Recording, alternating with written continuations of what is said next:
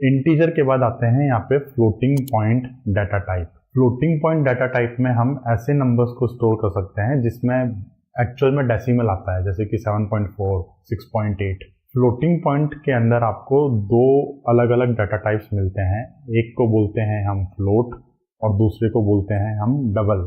Float का जो size होता है वो होता है 32 बिट्स, डबल का जो साइज होता है वो होता है 64 बिट्स। फ्लोट में बेसिकली सिंगल प्रिसीजन होता है और डबल में आपको डबल प्रिसीजन मिलता है। दुनिया में फ्लोटिंग पॉइंट नंबर्स के कुछ स्टैंडर्ड्स डिफाइंड हैं, इनको बोलते हैं IEEE स्टैंडर्ड्स। नीचे अगर आपको डिटेल में समझना है कि फ्लोटिंग पॉइंट नंबर्स कंप्यूटर में कैसे रिप्रेजेंट होते हैं तो नीचे डिस्क्रिप्शन बॉक्स में PDF लिंक्स अवेलेबल है। बट वो जो PDF है ना, वो मैंने खुद नहीं पढ़ी, मतलब उसको पढ़ने का कोई जरूरत ही नहीं है। हमें सिर्फ यहाँ पे ये समझना है कि फ्लोट का साइज होता है 32, डबल का साइज होता है 64। फ्लोट की जो रेंज होती है वो इतनी होती है, डबल की जो रेंज होती है वो इतनी होती है। फ्लोट में आपको सिंगल प्रिसीजन मिलता है, डबल के अंदर आपको डबल प्रिसीजन मिलता है। जावा के अंदर हम जब डेसिमल नंबर्स को स्टोर करते हैं तो जावा बाय डिफॉल्ट उसको डबल ही मानता है। जावा के अंदर जो इनबिल्ट मेथड्स होते हैं, जैसे कि स्क्वायर रूट निकालना है आपको या साइन कोसाइन वगैरह, जो भी ऐसे मेथड्स होते हैं जिसमें नंबर्स पे ऑपरेशंस होते हैं, सारे के सारे डबल ही यूज करता है। डबल वेरिएबल्स को हम इस तरीके से डिक्लेयर कर सकते हैं। अगेन यहाँ पे वेरिएबल का टाइप डबल है,